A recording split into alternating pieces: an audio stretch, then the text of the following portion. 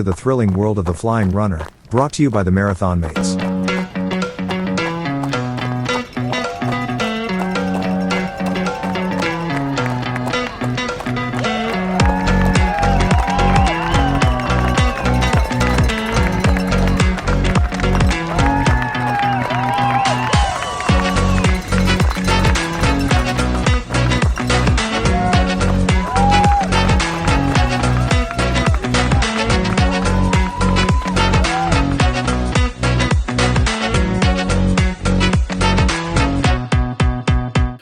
Hey there, it's Tony from The Flying Runner, and welcome to Out and Back. Out and Back, the turnaround point for your weekly running journey. Now, last week on the Out and Back episode of The Flying Runner, I shared some tips for training during these hot and humid months that we have here in Australia. And it was very timely for me because yesterday I set off for the first chapter of my virtual Honolulu marathon, and I had an aim to get out 15 kilometers, 5 a.m. So that was the aim, that was a goal. But after 10 kilometers, I was really feeling the effect of the humidity. And it was one of those very few times when I'm running that I was absolutely wishing for the rain to come. It didn't. Now, I was taking water on the course, but after that 10K, I started to feel a bit lightheaded.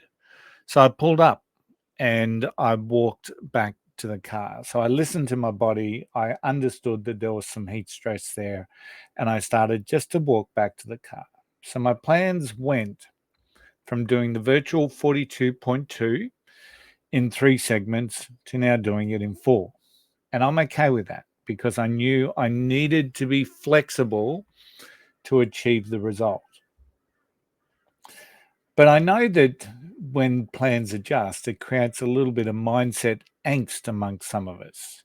You know, when we get fixated on a plan, and by changing the plan or adapting the plan, we actually suffer mentally because of the fact that we were so fixated on the plan. So let me just share a couple of little mind shift things that I like to use to help me, right? So first up, I don't embrace perfection in any plan.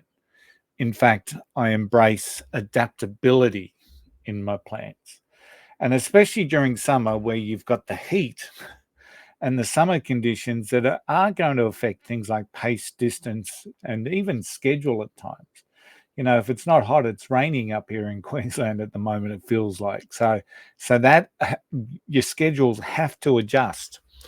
So it's much better to have a focus on effort rather than any performance metrics. Just don't aim for perfection.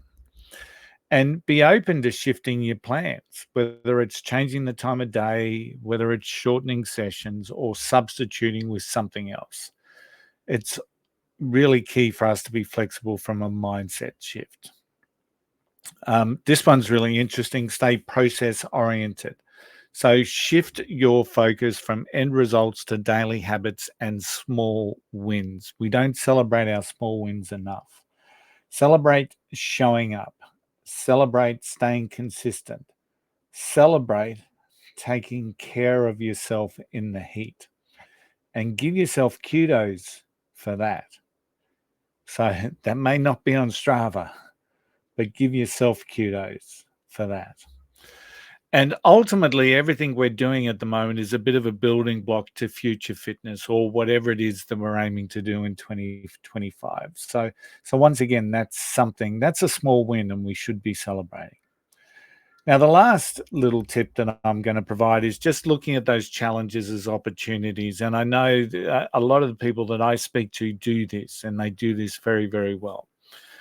They reframe their challenges as opportunities. So having the heat and humidity allows us to build a little bit of our own mental toughness tool, reminding ourselves that running in tough conditions will actually make us stronger and more resilient. So it is important to be able to looking at the brighter side of the challenges of the heat and humidity.